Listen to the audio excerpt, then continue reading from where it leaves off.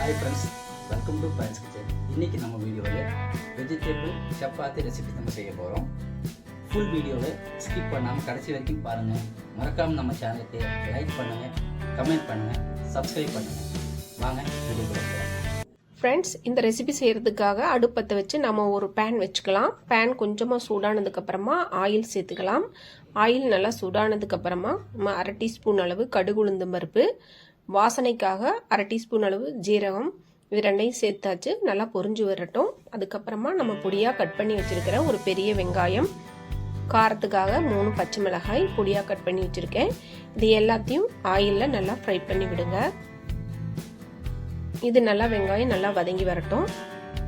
இதுக்கப்புறமா நம்ம ஒரு கப் அளவு முட்டைக்கோசு, அதே கப்பில் உருளைக்கிழங்கு, அதே கப் அளவு கேரட்டு, துருவிய கேரட்டு, இது எல்லாத்தையும் நம்ம இதே மாதிரி துருவி எடுத்து சேர்த்துக்குங்க. இப்போ இதை நல்லா மிக்ஸ் பண்ணி விடுங்க ஆயிலில். இப்போ கேரட்டில் உருளைக்கிழங்குல இருக்கிற தண்ணியே போதுமானதாக இருக்கும். நம்ம தண்ணி எதுவும் சேர்க்க தேவையில்லை. ஒரு 1/4 பாகம் வெந்து வர வரைக்கும் நம்ம இதே மாதிரி நல்லா கலந்து விடணும் ஃப்ரெண்ட்ஸ். இதுக்கப்புறமா காரத்துக்கு தேவையான ரெட் சில்லி பவுடர், மிளகாய்த்தூள், கொஞ்சமாக உப்பு, 1/4 டீஸ்பூன் அளவு மஞ்சத்தூள். இப்போ இதை எல்லாத்தையும் சேர்த்து நல்லா கலந்து விட்டுக்கோங்க. இப்போ பாருங்கள், நல்லா வெந்து வந்துடுச்சு. நம்ம தண்ணி எதுவும் சேர்க்கவே இல்லை. இந்த அளவுக்கு வந்ததுக்கப்புறமா நாம் அதை ஆற வச்சு ஒரு பாத்திரத்தில் மாற்றிக்கணும். அதுக்கப்புறமா ஒரு கப் அளவு நான் கோதுமை மாவு எடுத்திருக்கேன். 2 டீஸ்பூன் அளவு அரிசி மாவு சேர்த்துருக்கேன். கூடவே தேவையான அளவு உப்பு சேர்த்துக்கலாம். இப்போ நம்ம தண்ணி எதுவும் தெளிக்க வேண்டாம்.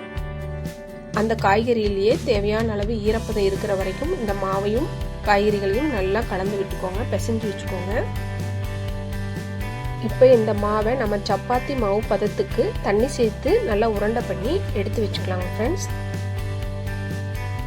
இந்த காய்கறியெல்லாம் சேர்த்து நம்ம இந்த சப்பாத்தி செய்யும்போது நல்லா மொறுன்னு டேஸ்ட்டாக இருக்குங்க ஃப்ரெண்ட்ஸ். அதுவும் சுட சுட சாப்பிடும்போது 1க்கு மேலே 2 அல்லது 3 4 சாப்பிடுவாங்க. மறக்காமல் நீங்களும் வீட்டில் ட்ரை பண்ணி பாருங்கள். குழந்தைகளுக்கும் டிஃபன் பாக்ஸுக்கு கொடுத்து விடுறதுக்கும் இது ஈஸியான ரெசிபியாக இருக்கும் ஃப்ரெண்ட்ஸ். இப்போ இது மேலே கொஞ்சமாக ஆயில் சேர்த்து நான் இதை நல்லா உருட்டி எடுத்து வச்சுக்க போகிறேன், ட்ரை ஆகாமல் இருக்கிறதுக்காக. இப்போ வாங்க, அடுத்தது நம்ம இதுக்கு தேய்க்கிறதுக்காக நம்ம ஒரு வாழை இலை எடுத்துக்கலாம். அதில் கொஞ்சமாக ஆயில் சேர்த்து இலையில நல்லா அந்த எண்ணெயை தடவி விட்டுக்கோங்க. அப்போ தான் நம்ம எடுக்கிறதுக்கு ரொம்ப ஈஸியாக இருக்கும். ஏன் நம்ம வாழை இலையில் சேர்க்குறோன்னா, காய்கறி சேர்த்துருக்கிறதுனால நம்ம பலகையில் தேய்ச்சா எடுக்க முடியாது. அதனால நம்ம வாழை இலையில் வச்சுருக்கோம். இந்த மாதிரி உருண்டை பண்ணி நல்லா தட்டி விட்டுக்கோங்க. சென்டராக வச்சு தட்டி விட்டுக்கோங்க. அதுக்கு மேலே நம்ம மறுபடியும் அதே வாழை இலையில் அந்த பக்கமும் எண்ணெய் தடவி மேலே வச்சு இதே மாதிரி நல்லா ரோல் பண்ணி விடுங்க. இதே மாதிரி எல்லா சைடும் நல்லா ரோல் பண்ணி கொஞ்சம் பெருசாக தேய்ச்சி எடுத்து வச்சுக்கோங்க. இப்போ பாருங்கள் எந்த அளவுக்கு நம்ம பெருசாக தேய்ச்சிருக்கோன்னு. இப்போ இதுக்கு மேலே நமக்கு ஒரு ரவுண்ட் ஷேப்பு வேணுங்கிறதுக்காக நம்ம ஒரு பாத்திரத்தோட மூடியை வச்சு எக்ஸ்ட்ரா இருக்கிற அந்த மாவுகளையெல்லாம் நம்ம எடுத்துடலாம். அதுக்கப்புறமா பார்த்தீங்கன்னா ஒரு ரவுண்டு ஷேப் நல்லதாக நமக்கு கிடைக்கும். இதே மாதிரி நம்ம கிட்ட இருக்கிற எல்லா உருண்டைகளையும் இது மாதிரி தேய்ச்சி எடுத்து வச்சுக்கோங்க.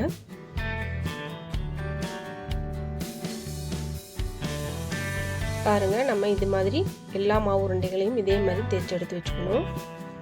இப்போ அடுப்பத்தை வச்சு நம்ம ஒரு கடாய் வச்சாச்சு.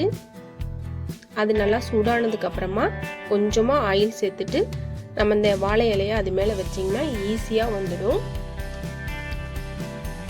இப்போ இது கொஞ்சமாக வேகிறதுக்காக நான் கொஞ்சமாக மேலால் ஆயில் சேர்த்துக்கலாம்.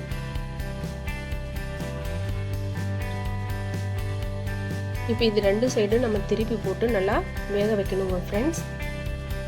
இந்த காய்கறி சேர்த்துருக்கிறதுனால நீங்கள் சாப்பிட்டீங்கன்னா நல்லா ஒரு கிரிப்ஸியாக மொறுன்னு செம டேஸ்ட்டாக இருக்கும் ஃப்ரெண்ட்ஸ். நமக்கு சட்னியோ குழம்போ எதுவுமே தேவையில்லை. இதை மறக்காமல் நீங்களும் வீட்டில் ட்ரை பண்ணி பாருங்கள். மறக்காமல் நம்ம சேனலுக்கு லைக் பண்ணுங்கள், கமெண்ட் பண்ணுங்கள், சப்ஸ்கிரைப் பண்ணிக்கோங்க.